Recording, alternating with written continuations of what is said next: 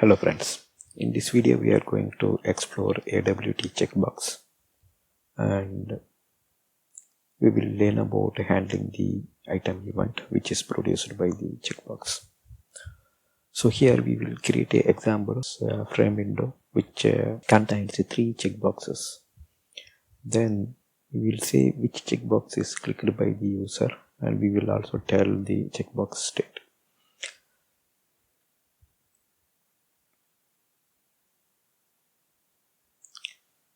So this video assumes that we already created a frame window. If you want to know how to create a frame window, refer this playlist. The playlist name is 04 Java AWT. Refer the first video in that playlist.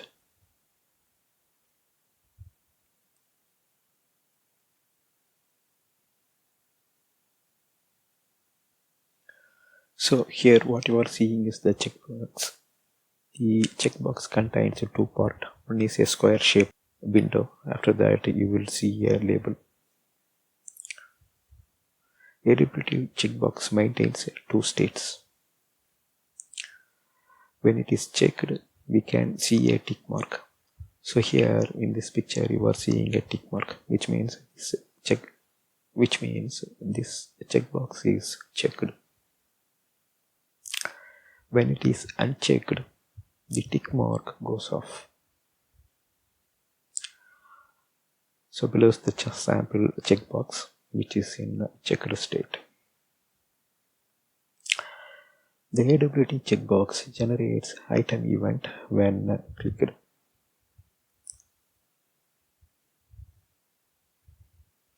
To handle the event, we have to implement ItemListener. So when user clicks the checkbox, it produces the item event.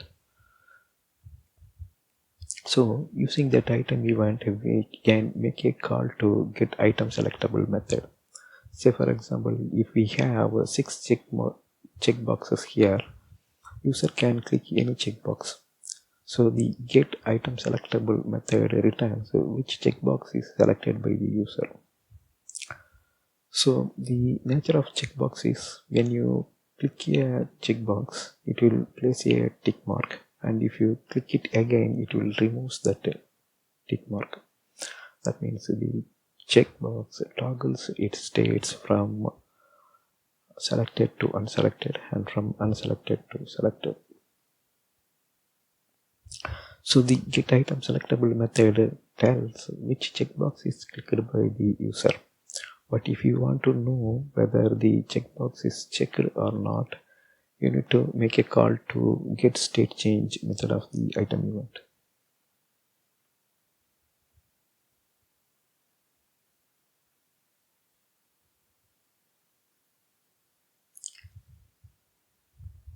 So here is the example which we are going to create. First we will add a label to the frame window. After that we add 2 text fields. Then we will add 3 checkboxes. So there are 2 text fields here. So one text field will tell which checkbox was checked by the user. Which checkbox is clicked by the user. The other text box shows whether the checkbox is selected or it is in unselected state.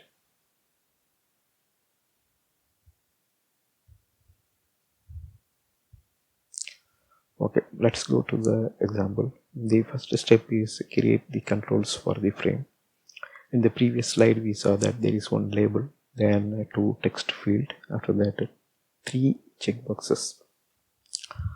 So first we declare a form level, the frame level member variable, text1 and text2. So the type is a text field. After that we create all the AWT components. First we create a label and that label says Java AWT checkbox example. After that we create a 2 text field with a text width of 40.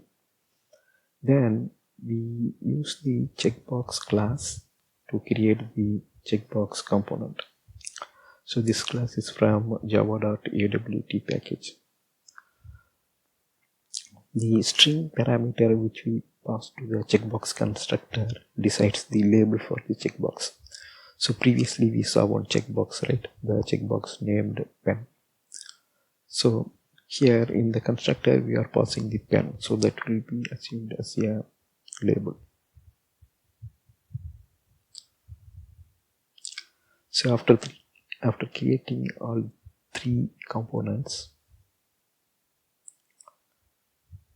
here actually we are creating 6 components, so we are adding it one by one, and you can look at the order here. First we add label, then a text box, after that 3 checkboxes, then finally one more text box. So the layout here is a flow layout, so the component will get added in the order we are adding it to the frame window. Right. Now we will go ahead and proceed with this first step. So here is our frame window. So the window is ready. Now we need to add the component. So first at the class level, frame window is the class. Here we declare 2 variable to hold the text field reference.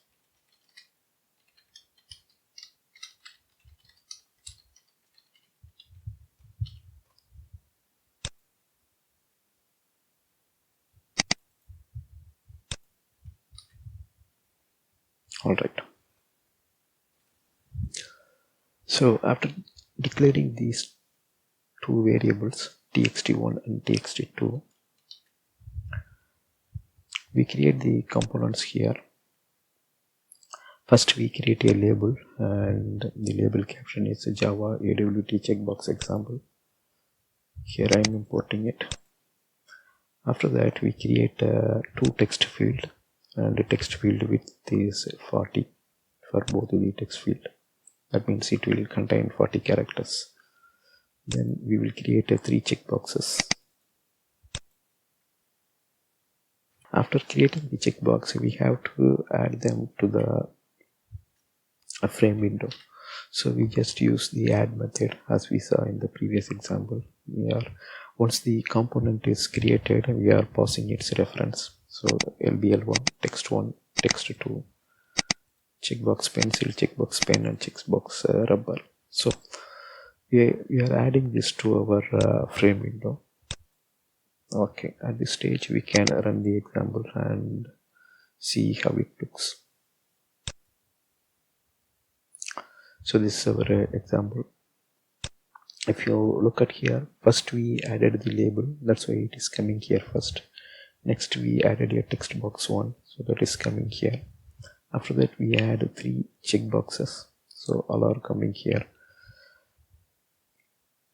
Since it is a flow layout, the text box occupied the entire area here, and there is no room to add pencil, that's why it is appearing here next. So after adding all these checkboxes, finally we are adding one more text box. So both the text box will accept 40 character, so that's why the width is same here visually.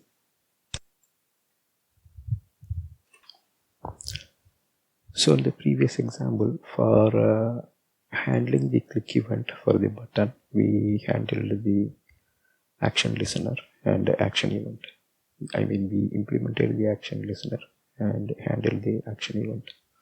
So here, as part of step 2, for the checkbox we need to implement item listener, and checkbox will produce item event. By implementing item listener, we can provide handler to handle the item event. So that's what we are going to do here. The item listener can be implemented the same way how we implemented the action listener in the previous video. Eclipse can provide dummy implementation as follows. So the Eclipse will provide a default function signature like this. So inside this handler, we should start writing our code. So the code which will check which checkbox is clicked by the user and the state of the checkbox all goes inside this item changed event. Here we will make use of the item event and say which checkbox is checked. Alright, now we will go ahead and add item listener to our frame window.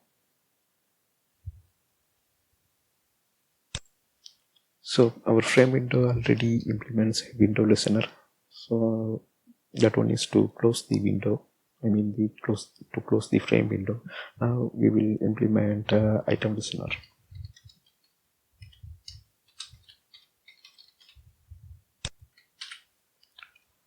So first it will ask to import the AWT event package.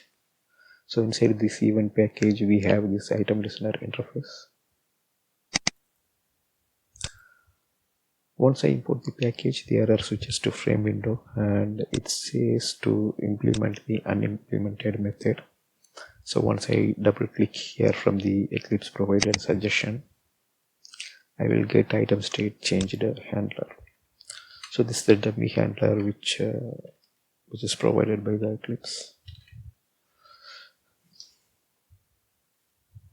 Alright, the step 2 is completed. We implemented the item state changed, we provided the item state changed handler in our frame window class.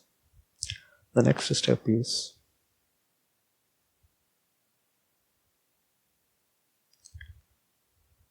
here we are going to use the item event to know check state of the checkbox.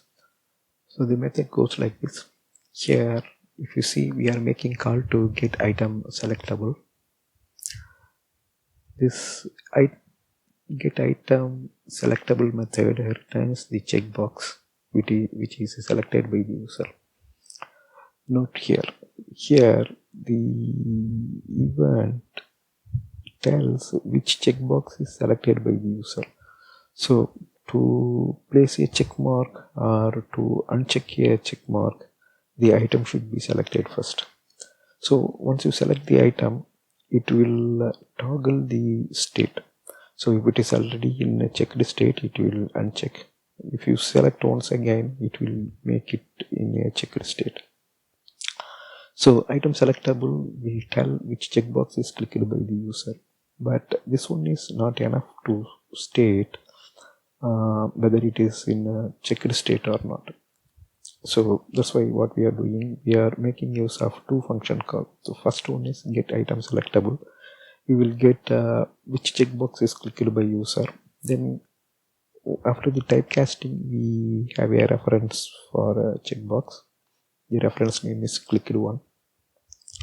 Then we make a call to get label method on the checkbox control. So the get label will tell the label name given to the checkbox. Remember, when we created the checkbox, we passed the label name in the constructor. So that one will get retrieved here. So if the checkbox name is pen, the checkbox label is pen, and if user selected the pen box, the pen checkbox, get item selectable will retrieve that checkbox and get label will retrieve the label associated to that checkbox. Next we are forming a text message. We use this text box caption which is stored in name. Then we are appending that with the checkbox was clicked. So then we are assigning that to our first text box. Now our first text box tells which checkbox is clicked by the user.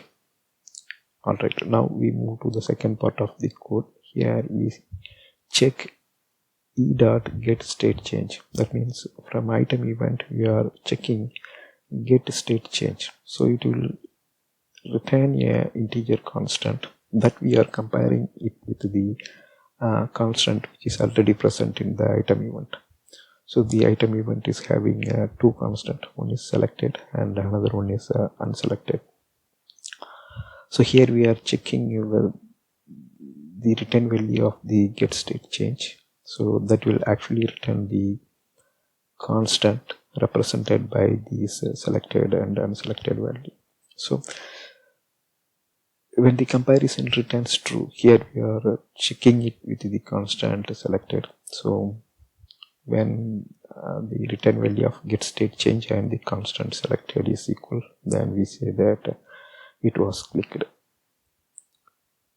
So if you look here, the first text box tells which checkbox is selected by the user. The second text box will tell whether it is checked or unchecked.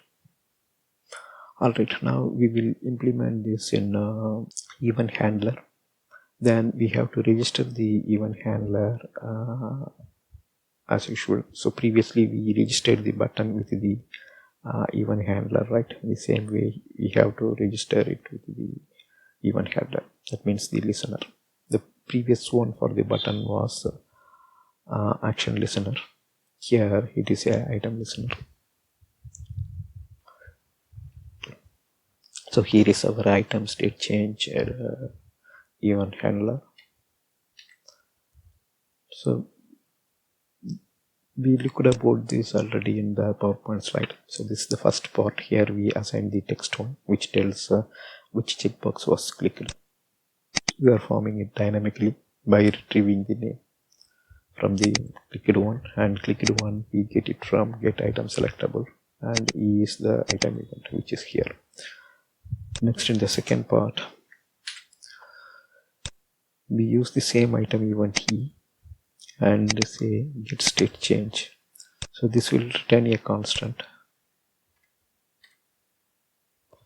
and if you see there are two event, two constant. One is selected, one is deselected, and another one is selected. So you can use either one. So here I am using selected. So that means I'm comparing it with the selected. That's why here I am printing it was checked. So in the second portion we are printing it was unchecked.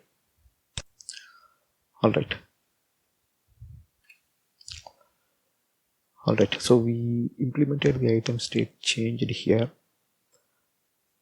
but we need to register our checkbox with this item listener and the handler method item state changed.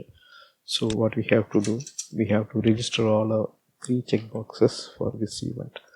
So now checkbox pencil, pen and rubber all are adding the item listener. So the method is add item listener, and the parameter we pass is this. This is a frame window, and frame window implements item listener. That means we are passing the item listener here. So checkbox 1 chkey pencil, we are making call to add item listener, and we are passing the item listener here.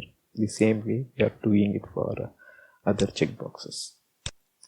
Now we will run this and test. So first let us concentrate on the first text box. If you see, I can click here in the checkbox, so it will place a tick mark, or I can even click on the label, so it will place a check mark. If you see here, we are just clicking the item. That's why the first checkbox tells which checkbox is clicked by the user. So if I click pen, it will say that the pen checkbox was clicked. So if I want to remove checkmark, I will click again in the checkbox. So it reverts the state, right? So if it is previously checked, it unchecks it. Now let us look at the bottom text box. It will tell whether it is checked or unchecked. Now it will say all are unchecked.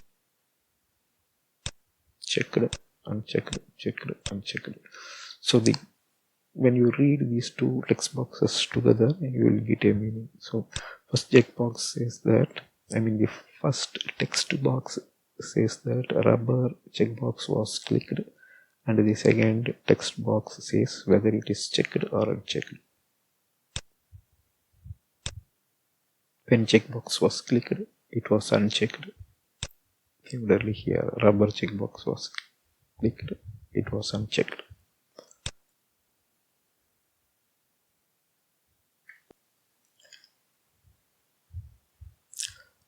That's all here in this video. Thank you for watching. Bye.